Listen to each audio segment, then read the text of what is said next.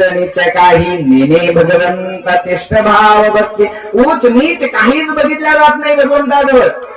काय कोणीही या आणि माझ्या भगवंताची भक्ती करा. भगवंताची भक्ती करत बघा ना, काय सज्जन कसाही होते.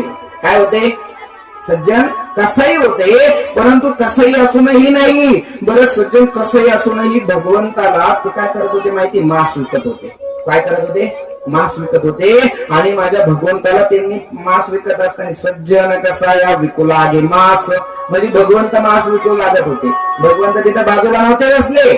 भगवंत असणार त्यांनी काय केलं माहितीये? एका पारड्यामध्ये मांस ठेवणार का? एका पारड्यामध्ये मांस आणि दुसऱ्या पारड्यामध्ये शालिग्राम भगवंत. काय वजनाला काय ठेवले होते? शालिग्राम भगवंत ठेवले होते. आणि तो दररोज असं काय मांस विकायचा. मांस विकायचा. परंतु एक दिवस काय झालं? तिथून संत चालले होते. संत चालले तर तेवढ्यात संत चालले तर संतांनी बघितलं, एवढ्या अरे म्हणे भगवंताला तू खुशाला काय इथं मांस विकण्यासाठी ठेवतो का? आणि इकडे म्हणे काय भगवंताला घेतलं त्या महात्माजींनी. त्याच्याकडून कोणाकडून? बोला ना, कोणाकडून? सज्जन कसायाकडून घेतलं.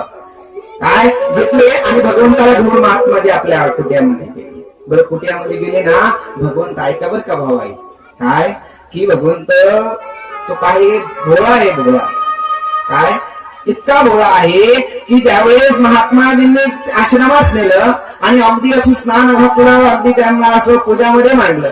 पण भगवंत त्या महात्माजीच्या स्वप्नात गेले. महात्माजी अहो मला कशाला आणलं म्हणे तिथून तुम्ही इकडं? काय अहो म्हणे माझा तो भक्त आहे ना, मला असं मस्त झोका देत होता म्हणे. झोका कशाला? ते पारडं उचलायचं ना, तिथे झोका बसायचा. भगवंत म्हणतात की मला तो काय करायचा? झोका द्यायचा. तुम्ही मला त्याच्याकडे नेऊन सोडा ना. भगवंत म्हणतात काय शालिग्राम रूपात भगवंत होते ते म्हणतात मला त्याच्याकडे नेऊन सोडा. महाराज महात्माजी नंतर जागे झाले आणि सकाळी सज्जन कसायाकडे घेऊन गेले. सज्जन कसायाकडे घेऊन गेले आणि सांगितलं, बाबा अरे ऐकले तुझी भक्ती काय आहे? अपरंपार आहे. भगवंत तुझ्याजवळच राहायचं म्हणतात. आणि सज्जन कसायला त्या संतांनी नमस्कार केला. काय संतांनी सज्जन कसायला नमस्कार केला. बरं बघा इथे संत म्हणजे आता इथे कपड्यानेही संत समजू नाही बरं का. काय संत म्हणजे कपड्याने नसतात. कपड्याने संत नाही.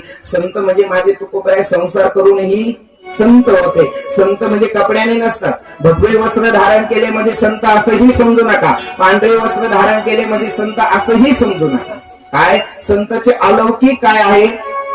संत म्हणजे ज्यांच्याजवळ 6 विकारावर विजय प्राप्त केला त्याला संत म्हणल्या जातात. काय तर 6 विकार कोणते? काम, क्रोध, लोभ, मद, मत्सर, अहंकार. या 6 विकारावर ज्यांनी विजय प्राप्त केला त्याला संत म्हटल्या जातात. कामावर विजय प्राप्त केला माझ्या तुकोबराईने केला. अहो माझ्या तुकोबराय भजन करायचे पण या मम्माजी बा यांना बरं वाटाना. मम्माजी बांनी तुकोबराय डोंगरावरती होते पण डोंगरावर वेश्या पाठवली. कशासाठी? तुकोबरायांचं तप भंग करण्यासाठी, काहीतरी कलंक लावण्यासाठी. तुकोबरायांचं तप भंग नाही झालं.